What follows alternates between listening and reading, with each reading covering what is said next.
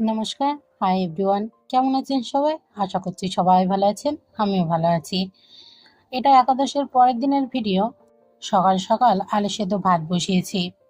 আর এই যে এই পটল ভাজবো। সকালবেলায় নিয়ে এসেছে লম্বা লম্বা পটল, দেখতেও ভালো লাগছে। আজকে আবার আমাদের বাড়ির দুজনের নেমন্তন্ন আছে। আমাদের পাশেই বাড়ি। তো সেই জন্য আজকে দুপুরবেলা আমি আর মা দুজন মিলে খাবো। তো এই পটল ভাজবো। দুপুরবেলাও নতুন স্টাইলের একটা পটল ভাজবো ভাবছি। দেখা যাক এখন কি করি।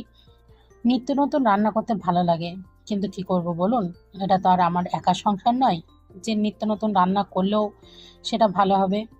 হুম, তো দেখি এখন ট্রাই তো করবই।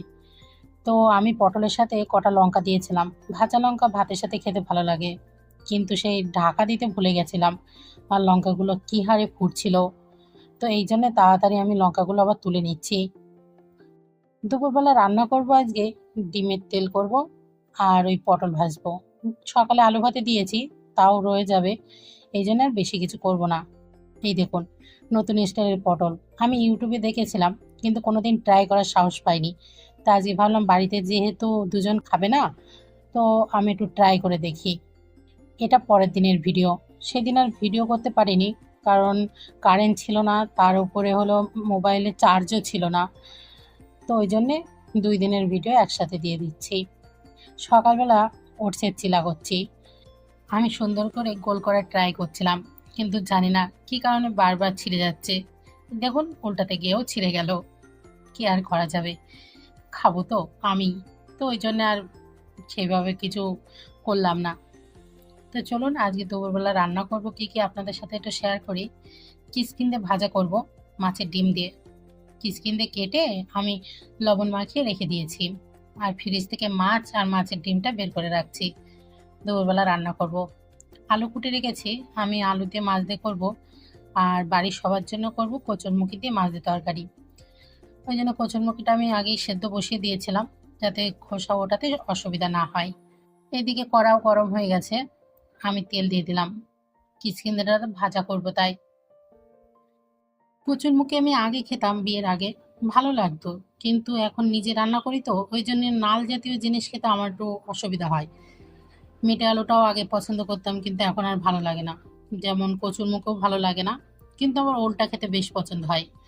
তো আমি এতে অল্প কটা পেঁয়াজ ফোড়ন দিলাম, আর কাঁচা লঙ্কা। তারপরে কিচকিন্দেটা চিপে চিপে রস বের করে নেব। মানে লবণ দিয়ে রেখেছিলাম তো নরম হয়ে গেছে, ওই জলটা বের করে দিয়ে তাই কড়াইতে দিয়ে দেবো।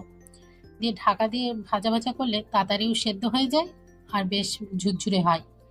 আমার আবার কাদা কাদা বেশ ভালো লাগে না, ঝুরঝুরে হবে বেশ ভালো লাগবে। এতে লবণ দিয়ে মেখে রেখেছিলাম বলে আমি আর লবণ দিলাম না, সামান্য হলুদ দিলাম। আবার যখন ডিম ভেজে দিব তাতেও সামান্য লবণ হলুদ দিব বলে আর এতে বেশি দিলাম না লবণ। আমি এটা ফার্স্ট টাইম ট্রাই করেছিলাম মাছের ডিম দিয়ে কিসকিন দিয়ে। এখন আমি নিত্য নতুন রান্না ট্রাই করি। কি কি বললো আমার সেটা এখন আর শুনি না, আর আমার ইচ্ছা হচ্ছে সেই জন্য করি। অনেক তো শুনলাম সবার কথা, এবার নাই নিজের মতো একটু ট্রাই করি, নিজের জন্য কিছুটা সময় বাঁচি। এইদিকে কচুরমুখিটাও ঠান্ডা হয়ে এসেছে, ওই জন্য প্রেশার কুকার থেকে আমি নামিয়ে রাখছি। একটু জল দিয়ে ধুয়ে নিব, যাতে এটা তাড়াতাড়ি ঠান্ডা হয়ে যায়। এটা ঠান্ডা হতে থাকুক। আমি সকালে চিলা করে খাওয়ার টাইম পাইনি, একেবারে রান্না বসিয়ে দিয়েছিলাম। এই জন্যে খেয়ে নিলাম, নাই তো বেলা তো হয়ে যাচ্ছে। এখনই 11টা বেজে গেছে, কিন্তু আমার খাওয়ার টাইম কিন্তু 11টায় নয়, আরও সকালে আমার খেতে হবে। তো আস্তে আস্তে ট্রাই করছি। তো সেই জন্যই রান্নাঘরটা যেহেতু আমার দায়িত্বে থাকে, নিত্য নতুন রান্না ট্রাই করতেও ভালো লাগে।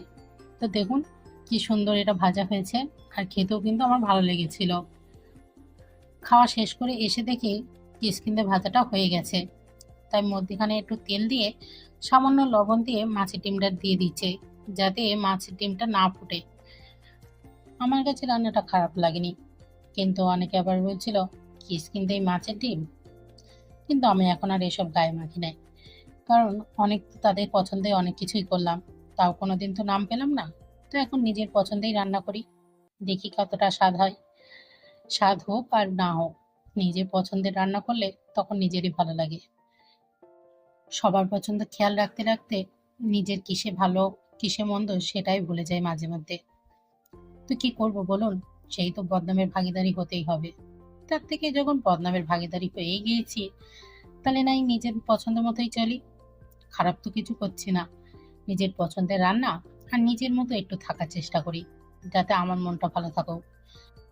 আমার মন ভালো রাখার খেয়াল তো কেউ নেবে না, তাই নিজের খেয়ালটা নিজেকেই রাখতে হবে। দেখুন কত সুন্দর ভাজা ভাজা হয়ে গেছে। মাছের ডিমগুলো একটু ছাড়া ছাড়া করে দিই, তাহলে কিসকিন্দের গায়ে গায়ে লেগে থাকবে, বেশ ভালো লাগবে খেতে।